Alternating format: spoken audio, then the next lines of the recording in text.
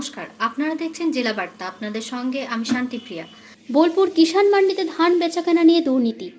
কেন্দ্রীয় এজেন্সি ইডির দেওয়া চার্জশিটে উঠে এসেছে ধান কেনাবেচার দুর্নীতির অভিযোগ। রাজ্য সরকার কিষাণ মান্ডিতে ধান কেনার ক্ষেত্রে স্বচ্ছতা বজায় রাখার নির্দেশ দিলেও সরকারি নির্দেশ তোয়াক্কা না করে চলছে কালোবাজারি। ক্ষোভে ফেটে পড়লেন কৃষকেরা। অভিযোগ, বীরভূমের বোলপুর শ্রীনিকেতন ব্লকের বোলপুর কিষাণ মান্ডিতে ধান বিক্রি করতে এসে তিক্ত অভিজ্ঞতার শিকার হলেন পারুল থানার কসবা গ্রাম পঞ্চায়েতের গোপালনগর গ্রামের কৃষক বামাচরণ সামন্ত। এদিন তিনি বোলপুর কিষাণ মান্ডিতে ৬২ কুইন্টাল ধান বিক্রি করতে এসেছিলেন। তার অভিযোগ, কুইন্টাল প্রতি ৪ কেজি ৫ কিলো এমনকি ৩ কিলো করে ধান বেশি নিয়ে নেওয়া হচ্ছে। তার এই অভিযোগে রীতিমতো উত্তেজনার পরিবেশ তৈরি হলো বোলপুরের কিষাণ মান্ডি চত্বরে। সরকারিভাবে বোলপুরের রামকৃষ্ণ রাইস মিলের মধ্যস্থতায় চাষিদের কাছে ধান কেনা হচ্ছে। বোলপুরের রামকৃষ্ণ রাইস মিলের বিরুদ্ধে অভিযোগ, কুইন্টাল প্রতি অতিরিক্ত ধান নিয়ে নেওয়া হচ্ছে চাষিদের কাছ থেকে। যদিও এ বিষয়ে রাইস মিলের ম্যানেজার ক্যামেরার সামনে কোনো মন্তব্য করতে চাননি। অন্যদিকে বোলপুর কিষাণ মান্ডির দায়িত্বে থাকা এক আধিকারিক জানান, চাষিরা ধান বিক্রি করতে আসছে, সঠিকভাবেই ধান কেনা হচ্ছে, কিন্তু যে ধান গুণগত মান খারাপ সেক্ষেত্রে কুইন্টাল প্রতি ধান ৩-৪ কেজি করে নেওয়া হচ্ছে, যদিও এটি সরকারি গাইডলাইনের বহির্ভূত। বোলপুরের রামকৃষ্ণ রাইস মিলের বিরুদ্ধে যখন ধান কেনা নিয়ে কালোবাজারের অভিযোগ উঠে আসছে, ঠিক সে জায়গায় দাঁড়িয়ে আরও একটি তথ্য নিঃসন্দেহে চাঞ্চল্যকর। গরু পাচার কাণ্ডে কেন্দ্রীয় এজেন্সি এই রাইস মিলের মালিককে ডেকে জিজ্ঞাসাবাদ করেছে।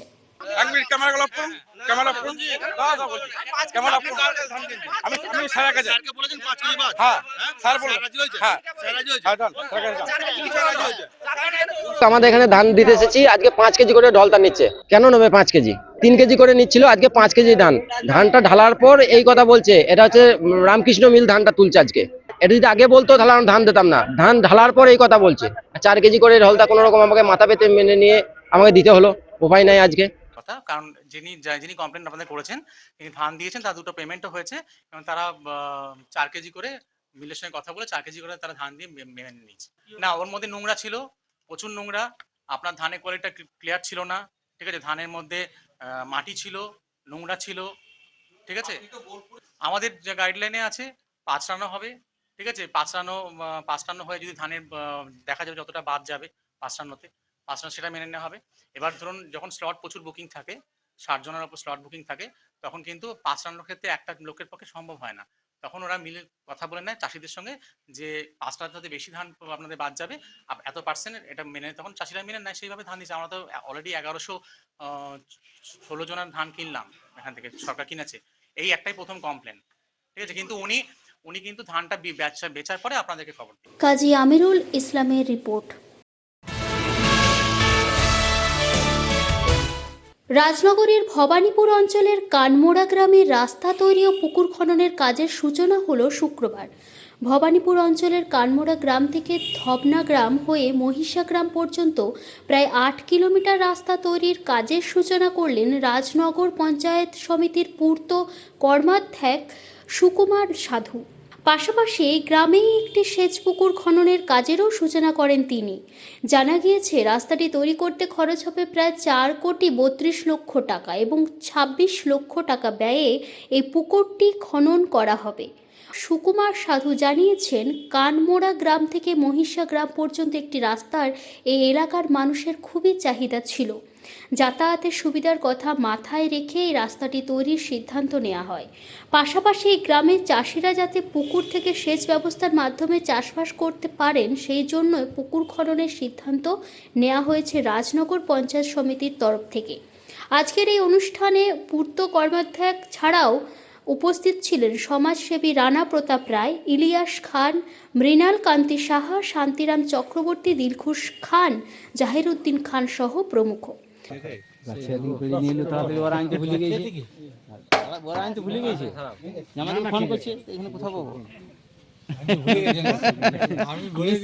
বলেছিলেন একদম মাথাতে ছিল না ওইটা, না আমার না ওই ভাবনা গ্রামে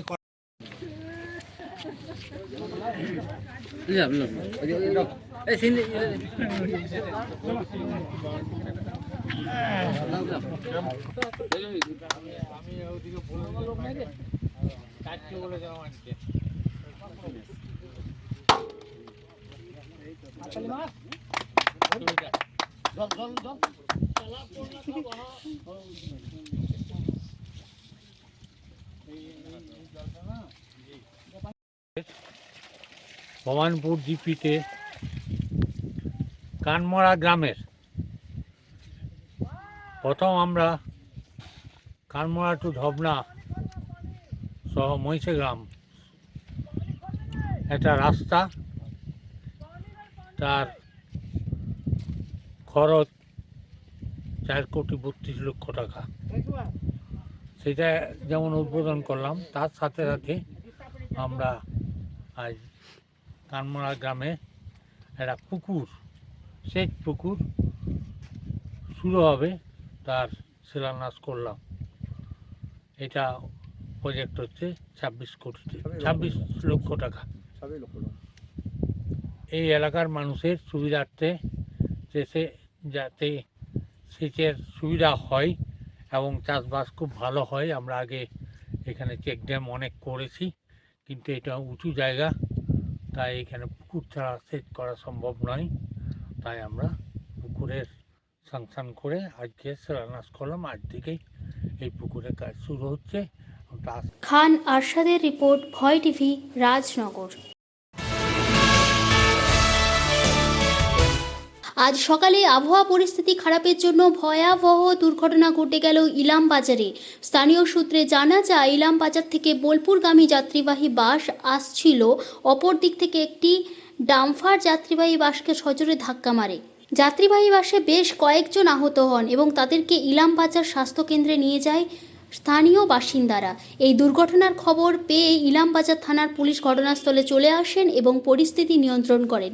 বেশ কিছুক্ষণের জন্য রাস্তা বন্ধ হয়ে যায়, পরে পরিস্থিতি স্বাভাবিক হয়। এই দুর্ঘটনায় এলাকায় চাঞ্চল্য ছড়িয়ে পড়ে। স্থানীয় সূত্রের খবর, আবহাওয়া খারাপের জন্য এই দুর্ঘটনা।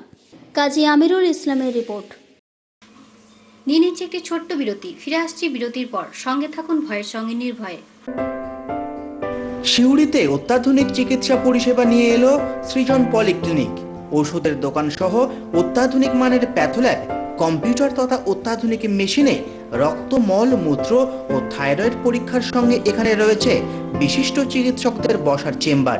রোগীদের স্বাচ্ছন্দ্যের কথা ভেবে সম্পূর্ণরূপে এসি নিয়ন্ত্রিত সৃজন পলিক্লিনিকে রয়েছে বসার সুবন্দোবস্ত, বিশুদ্ধ পানীয় জল ও টয়লেটের ব্যবস্থা।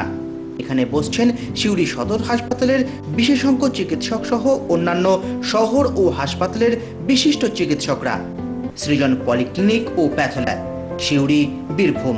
সিউড়ি সদর হাসপাতালের পাশে ফাঁড়ি ঘরের উল্টো দিকে।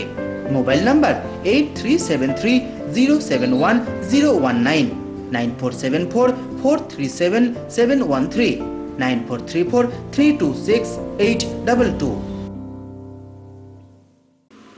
ফিরে এলাম বিরতির পর। সকাল সকাল মন্দিরে চুরির ঘটনায় চাঞ্চল্য চণ্ডীপুরের মাতঙ্গিনী ব্রিজ ঘাট এলাকায়। জানা গিয়েছে, গত 14 জানুয়ারি থেকে গঙ্গা মেলা শুরু হয়েছে, চলবে আগামী 21 জানুয়ারি। তারই মাঝে শুক্রবার সকালে মন্দির থেকে মায়ের গয়না ও প্রণামী বাসকে চুরির ঘটনা ঘটে। বেলার দিকে স্থানীয়রা দেখতে পায় মন্দিরে কিছুটা দূরে পড়ে রয়েছে প্রণামী বাস্ক এবং মন্দিরের মায়ের পরনে থাকা গয়না নেই। মায়ের গলায় যে টাকার মালা ছিল তাও নিয়ে পালিয়েছে চোরের দল, কিছু টাকা ফেলে পালিয়েছে। মেলা চলাকালীন এই ধরনের চুরির ঘটনা চাঞ্চল্য ছড়িয়েছে। কমিটি সহসভাপতি নন্দন জানান, মেলা চলাকালীন এই ধরনের চুরির ঘটনা মেনে নেওয়া যায় না। এটা প্রশাসন ও কমিটির ব্যর্থতা। স্থানীয় প্রশাসনের নজরে বিষয়টি এনেছি, দ্রুত ঘটনার সমাধান আবেদন জানিয়েছি। চণ্ডীপুর থানার পুলিশ ঘটনা তদন্ত শুরু করেছে। গয়না, টাকা, মালা ও প্রণামী বাস্ক সহ মোটা কয়েক হাজার টাকা চুরির ঘটনা ঘটেছে।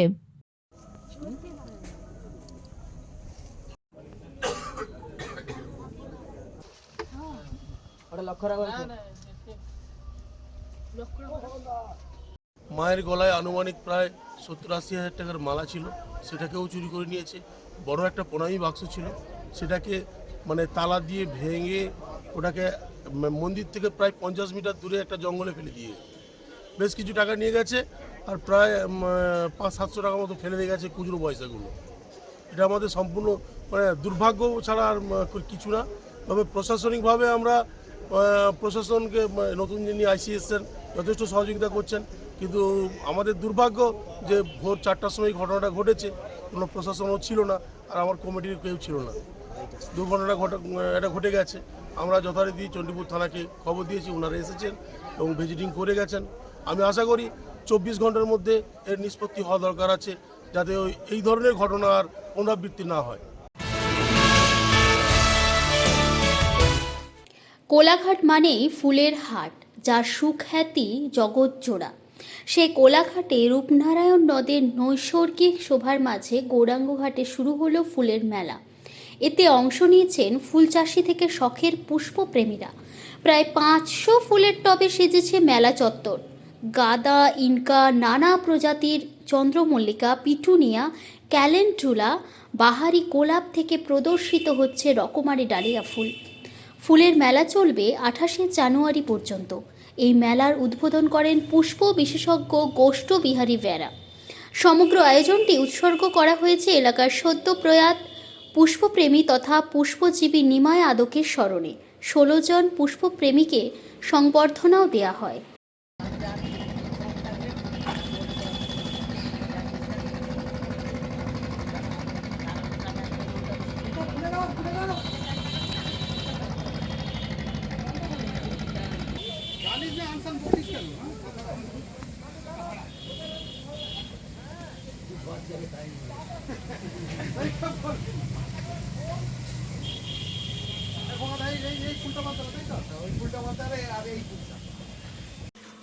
আজকে জেলা বার্তা এই পর্যন্তই। নমস্কার।